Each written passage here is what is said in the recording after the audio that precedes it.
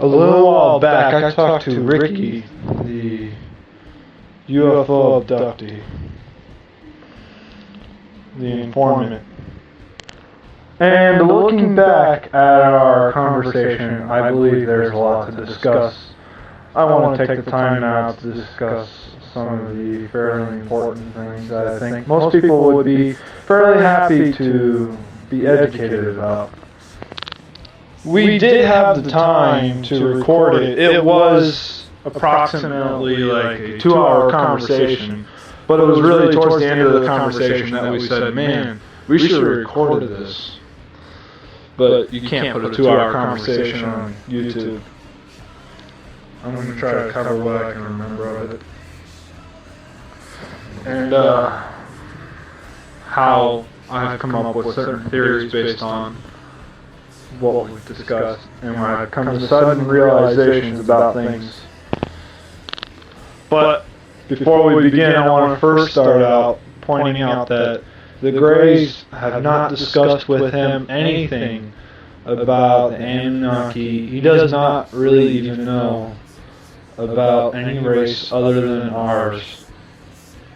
And he knows very little. I think he knows quite a bit about the Greys. Hey, he just won't tell anybody. But I think he's open to discuss anything about our place in the world as humans. When I talked to him, he seemed to be very close. And he spoke about them with a certain respect and understanding that can be well described as basic comfort. I'd say he's fairly comfortable around them. Although I think they still freak him out every now and then. I first asked him about past Earths, past generations. It's no surprise that we find evidence of entire civilizations that have failed. And we have information about lost civilizations like Atlantis that were said to be a selective breeding race of people that were highly intelligent, and that's why they were able to do such advanced things with such primitive technology. And there were the giants that had their own island that record date back to 11,000 years ago. And there's also the Ardipithecus ramidus, the Hobbits race, that date back even further. We have evidence of earlier races, obviously. But, to no surprise to me, we are not the only race that the Greys have created. There are several species of humans around the universe. If you want to think of it one way, you could think that, in a way, whether you're doing an experiment or you're trying to create some sort of goal, you're working towards some sort of goal, whether you're trying to breed the best pet that you could possibly find or the strongest pet, or if you're trying to do a sort of liquid experiment. No matter what you do, you're going to have trials, and you're going to have alternative choices. With dogs, we got so many different breeds that we had created, and each of them had different purposes. Now, each of these races have different purposes. And he told me about past lives, how we have been kings, queens, peasants, farmers. At this point, the line of interracial relations is so watered down. With each life that you come back, as you get older in that life, you retain a little bit of the knowledge from past lives. And that aids you when you see it as sort of like a deja vu, or things that you know but you don't really understand why you know them. You know them because it's from past lives. You know them because it's information that you're born with. You just weren't able to access it. until you got older. And as you get older, you add to that information and you modify it, and little by little, you and your past lives all work together to create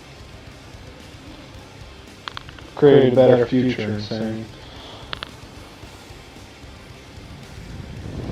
It's an endless road, a journey of sorts.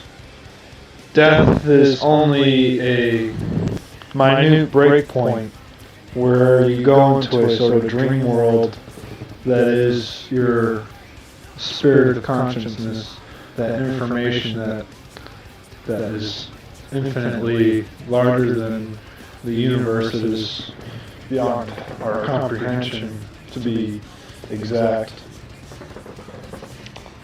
And you just perceive it for a while before you come back to continue on in a new life, and it's endless. And we talked about that. And then we got into the Bible, and we started going back and forth, and we agreed on a lot of stuff, and the ignorance of people. To be honest with you, he seems to have a very negative, very pessimistic way of looking at our race as a whole. Not really taking into account that in the past 100, 200 years, we found cure for many diseases. We've been saving lives. People have really transformed. Racism has really broken down, and there's not nearly as much racism as there used to be. There's a lot more understanding in the world. People are a lot closer now. People are becoming a lot weaker, forcing us to use more technology. So we're sort of being forced into an era of work. Things are a little slow right now. It's clear that it's because people are dumbing down and they're making mistakes, but everything fluctuates, and those mistakes will bounce back. One of the big things that he says that's a problem for the Greys is the fact that we are so hell-bent on things like money and material possessions, and there's not so much love for what you have. And I sort of went into a deep thought, and he asked me what I was thinking, and I really didn't want to tell him what I was thinking, because I didn't think it really related. I felt like if I said what I'm thinking, it might just create an even worse dead silence. It's going to be awkward, because it's going to sound like it doesn't relate. And I said, my puppy. And honestly, I was thinking about, like, as soon as I said that, like a second later, I followed up with, to them, we're just beyond comprehension of how we think. If the Greys to us are beyond our comprehension, and there's a lot of things about them that, like things about having enemies, and instincts that they just stand completely outside of. Our way of thinking is beside them. It's to try to comprehend certain things about them, why they are the way they are, the why they're so plain, It's like a dog trying to make sense of why we drive cars and how we drive the cars and what's the purpose of it. To a dog, I realized when I said this to him, I was thinking about my puppy, and he said, that's good, He said that I was exactly right.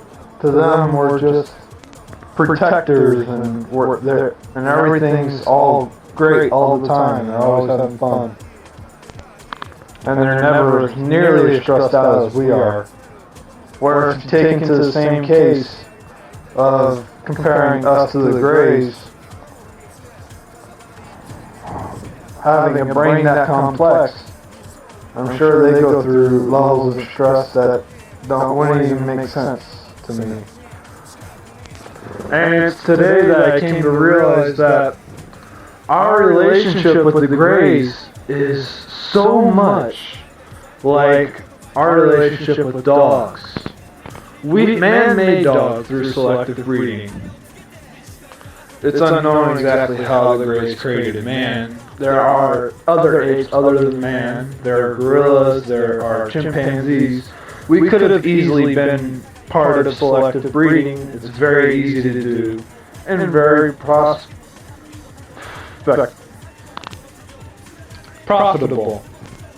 Dogs are very smart. And the ones that receive special training stand above all the other dogs and always serve as a good example.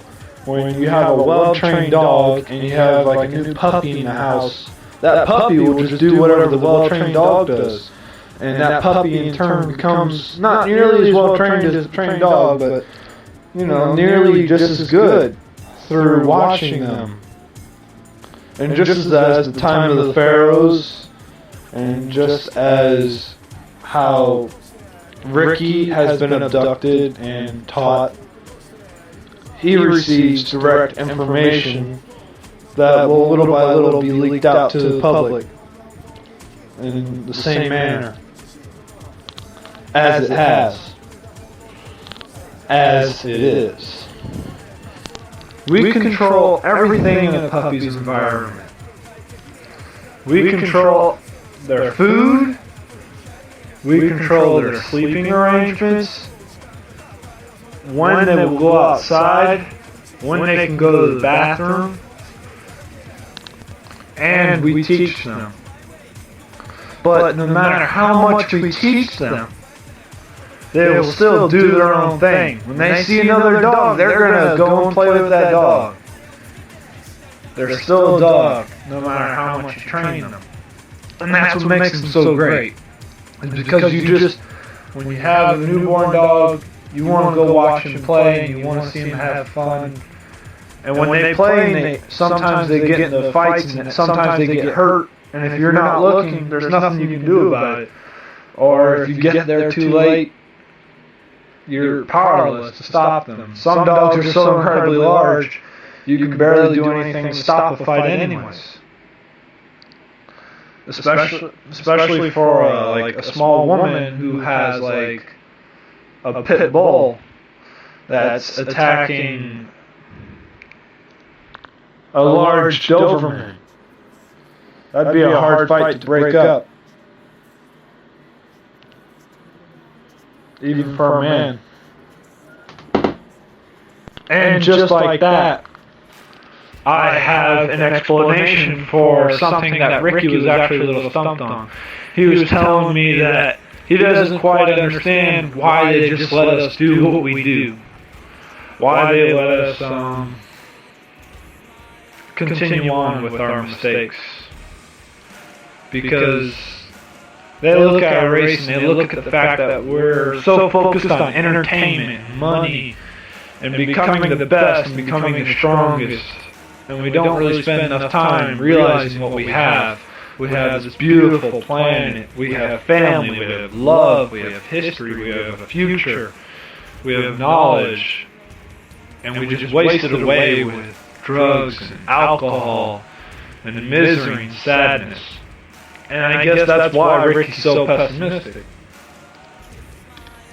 And as an answer for why they let us go on with this charade without intervening, which they plan to soon do if we don't change soon, is because we're dogs. They want us to be on our own, and not only do they want to watch us do our own thing and see how we do, but they also can't fully control everything about us, because then they'll take away all the fun. If you stuck a whole bunch of injections into a dog and turned him into a living robot, that would take all the fun out of him being a dog. He's no longer interesting. It's no longer its own character. We're our own character. we're a completely different mindset from them. Just as dogs are a completely different mindset from us. Yet we use them as great tools, and they're our best friends. Just as the Greys should be our best friends. There is no reason to hate them. People fear what they don't understand. And I feel that in the next 200 years, I think there will be a really close relationship with us and them. Ricky also told me that there are, in fact, as the scientists have confirmed, that there are other races out there. They haven't confirmed life on other planets, but there is government detail about other races. We have records of 57 landings or comings to Earth of different species. Most of them came back from the birth of Christ during the late Egyptian era, when the war started between the Greys and several alien races. It's unclear in many texts, but it is in many texts that there was a war. And several different species try to protect different parts of spit your words out right. Tried to send certain civilizations to safety. There was a Mesopotamic civilization that spoke of large ant people. They had ant-like bodies with heads of people that built, I don't remember the name of it, but it's this great underground cavern. It's also written in the Bible. It's this great underground cavern that's actually been found recently that is cut with machines that we couldn't even do by today's standards, and would be a really large task to even try to do, and it wouldn't even be the same. It was almost like it was cut out by a laser. It was extremely accurate, and it was going into the ground. And they're basically trying to usher that civilization underground during the wars. And on the entrance of the place, there are paintings of the explosions that were going on in the sky. And they showed ships colliding. Saucers sending down little pellets that, well, it just showed in the hieroglyphic. They looked like little pellets coming down. Could have been bombs. Who knows? That's usually what bombs look like when you drop them.